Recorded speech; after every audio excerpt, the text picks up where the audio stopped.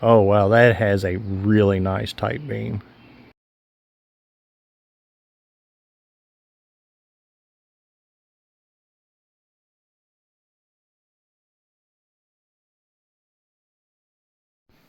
Well, hey guys, this is DK Spencer, and I got a package here from Nitecore we're going to take a look at. Been meaning to get this done for a little bit. Still got a few more packages to go through out there. And it's actually 4:30 in the morning. I figured that might be a good time to do this.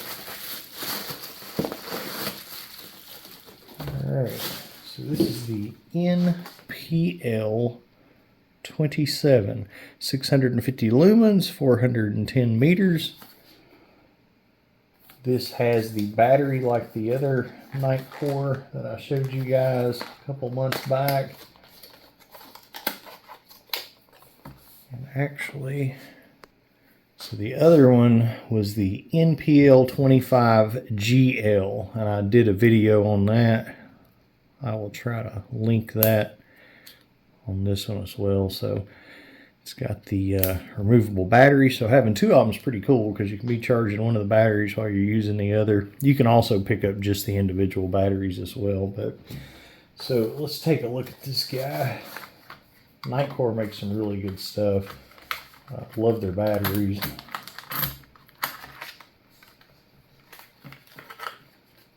Alright, it's pretty straightforward.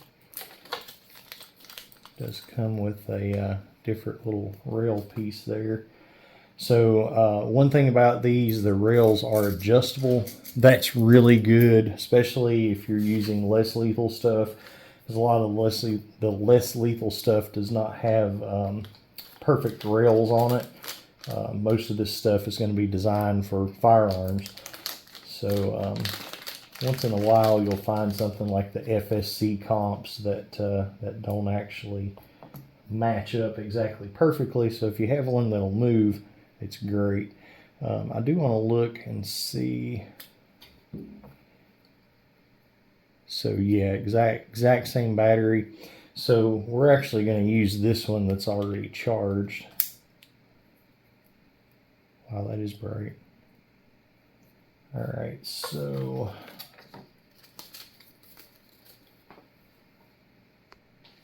alright, so on high, it's going to be 650 lumens. On low, it's going to be 160 lumens. High, you're going to have a 50-minute runtime. Low, you're going to have an hour and 15-minute runtime.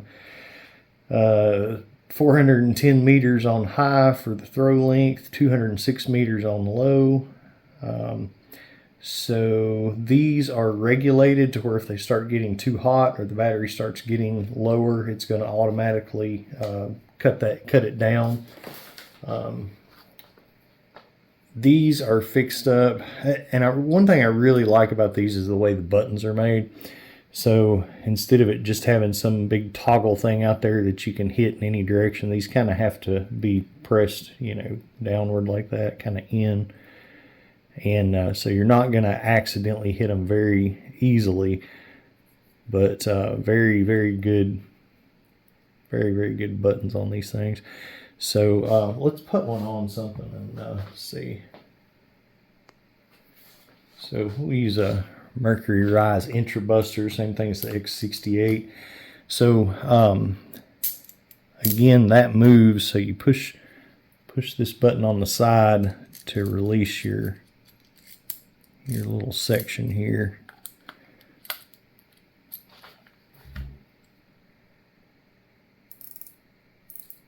Good clicks on the screw.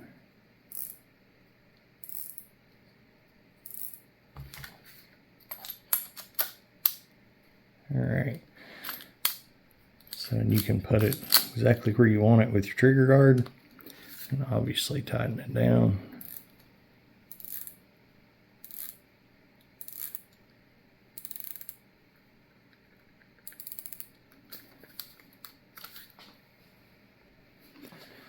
All right, so once you get it tightened down, it's good and secure.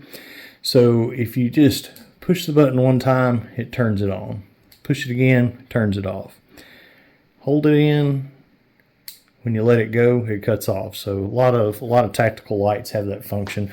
So you can either cut it on and then, you know, leave it on, or if you're wanting just to look at something, you can just let it go. So to adjust the brightness, you tap it to cut it on. You're gonna tap it twice. You can see it cuts down. Tap it twice again, gets bright again. This one does not have a laser or a strobe. The other one, the NPL27 GL, that actually has an integrated green laser in it. This one is just a tactical light that is made brighter than that one. So very, very nice. Let's take it outside and take a look at it and see what it looks like out there. Wow, it's way too early to be up. Not really. I always get up about 4:30. Oh wow, that has a really nice tight beam.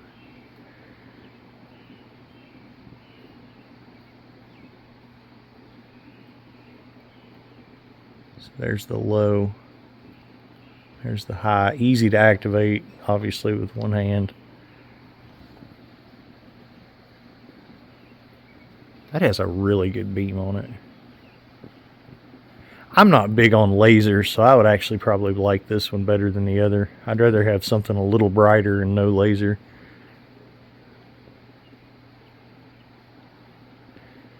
Does not have a strobe, unfortunately. But I definitely like the fact that you can get extra batteries and have one charging. And it's just a magnetic charger. I'll show you guys that. But you can have one of them charging while you're using the other one. You could just leave one hooked up in your vehicle or whatever. So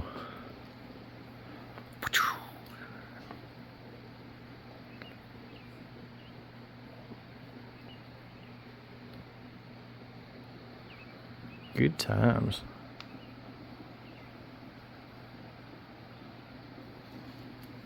All right.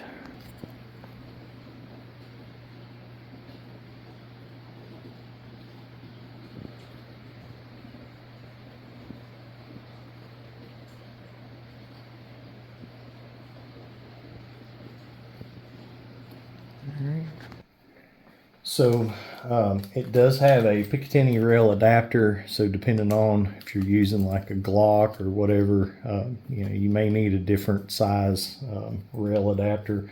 So it does come with one of those. And then as far as the charging goes, it's magnetic. So there's how it looks, and it just clicks onto the side like that. This does have little LED power indicators right there.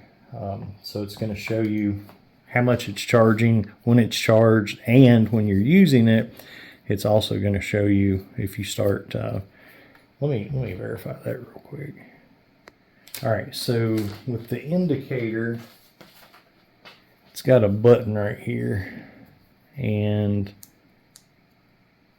there you go. So you can push that button, and it tells you what your power level is. Now, unfortunately, you can't push that button unless you actually take the battery out. But so it's also going to show you, you know, when it's charging. Which way did I go? There we go. So it's really, really easy to get out. You just pull that little tab down, and it slides, clicks right in place. So very solid build. It looks good on the X-68 too. So if 4 lights are on, you're at 75% to 100% power. 3, you're at 50 to 75. 2, you're at 25 to 50. 1, you're 5% to 25%. And if you've got just one on but it's flashing, you're at 0 to 5%. Okay, all right, and then let's check it on a couple other things. All right, my channel is dedicated to less lethal and air guns and stuff like that. So here's Assault Supply S2, so it looks good on that. Here's a Sig M17, and this looks just like the real one, so that's what it's going to look like if you've got the real firearm or the airgun version. Looks really nice on that. I mean, it looks like it's almost made for that. Looks extremely good on the Byrna SD as well. Very popular, less lethal launcher there. That's really nice on that. Honestly, if I didn't already have a holster made to fit an O-Light, that's probably what I would carry it on right there. Like that. Somebody's going to ask. No, it really don't fit the Gavle Carry too well. Gavle Carry's a little bit short. It technically would work on it, but no. Going to be kind of the same deal with the Byrna CL. It almost actually fits the Byrna CL a little better than the Gavle Carry. But either one of those, it does work, but you can probably find something a little better. I don't know, that's kind of almost works on that. Almost, but not. You got a lot of open rail there. Or open clamp for the rail. Obviously, it's going to work on the Gen 17 Glock 43 caliber from Umarex. So, and then this is the exact replica of a Glock 17, so that's what it's going to look like on a Glock. So, yeah, it's good times.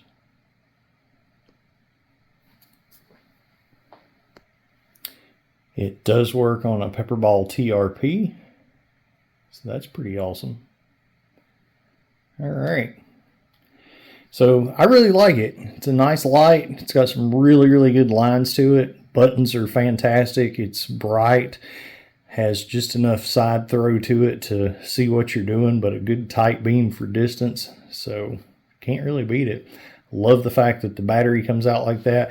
The only negative I would say, I like that it's got the indicators. I wish you could activate the indicators without actually taking the battery out to push the button.